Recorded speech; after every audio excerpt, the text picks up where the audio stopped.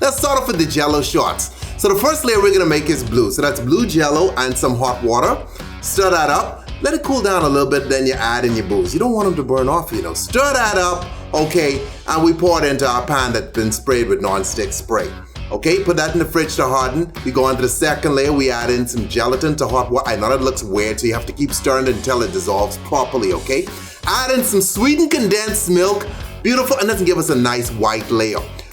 All right, now add in some coconut rum. What does it mean more? Some booze, some coconut rum. Stir that bad boy up, that's our second layer. Make sure it's entirely cool before you pour it, because they're gonna melt the blue layer below, okay?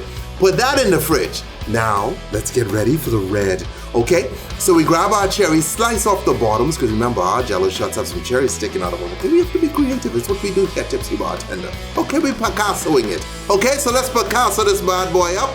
We get some red Jello, hot water, come behind it with some strawberry vodka. Mix, mix, mix. Again, make sure this is entirely cool before you pour it, or you're gonna mess up the layer below. Stick that in the fridge, let that harden, break out your star cookie cutter, bring that back, right? And just highlight, okay, some red, white, and blue. Look at that. See the sexy little Jello shots coming out of there? Bingo.